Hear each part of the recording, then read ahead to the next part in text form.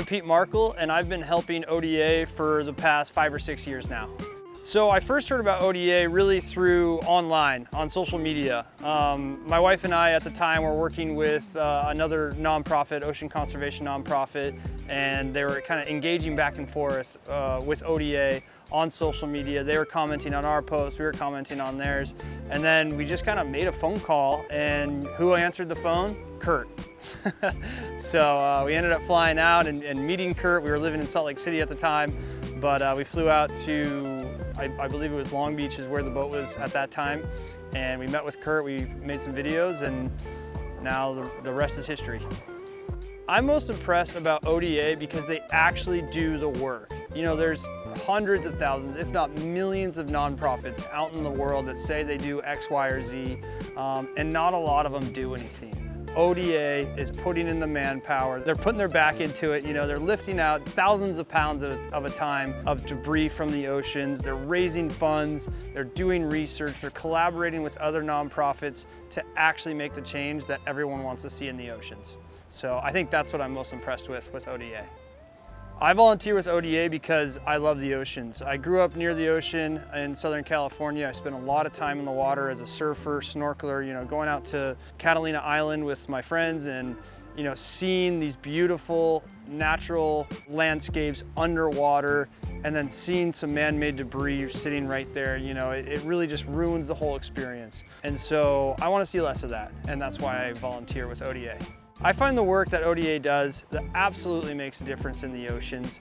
Like I said earlier, you know, we're actually out there, we're actually putting in the time, we're strapping the scuba tanks on, we're diving down, we're removing the lobster traps, we're removing the ghost fishing net, we're removing the tires that are leaching the poisonous chemicals into the coral reefs, and it absolutely makes a difference. And it's a lot of weight and it's a lot of work, but it's worth it every single time.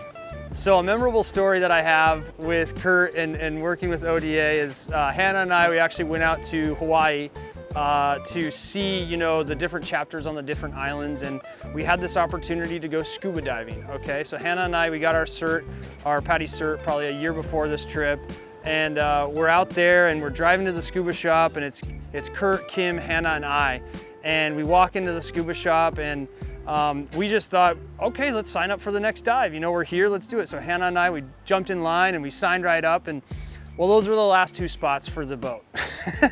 And so Kurt and Kim couldn't go. And I think they drove to that scuba spot, the scuba shop, to reserve those last 2 spots. And sure enough, Hannah and I went in and stole them right in front of them. And we had no idea, it was completely an accident. But lo and behold, I think the next day or maybe the 2 days after, we all got to go scuba diving together from a different scuba shop on the other side of the island. So really a funny thing. But when we ultimately did go scuba diving, it was I believe it was a sunken cargo vessel of some sort.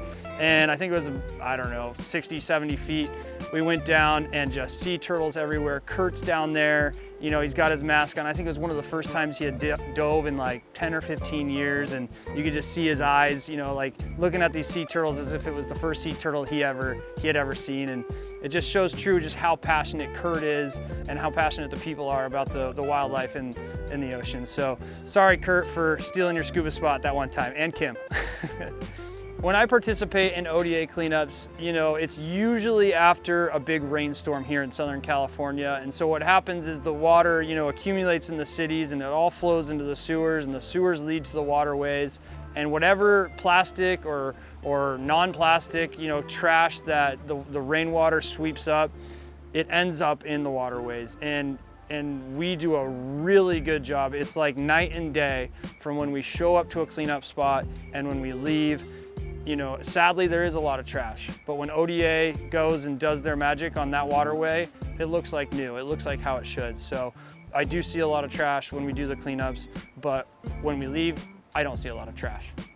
People should donate to Ocean Defenders Alliance because they're actually doing the work. Like I said earlier, there's plenty of nonprofits out there that, you know, they exist and people donate money to them, but maybe they're not putting their backs into it. They're not, you know, hustling, they're not collaborating, they're not getting everyone together and saying, hey, let's get 150 people together and go remove, you know, 6,000 pounds of tires this weekend. And that's what ODA does. And they do it consistently, they do it regularly. And on top of that, they do research projects. They work with the government, you know, they collaborate with other nonprofits to really make the changes.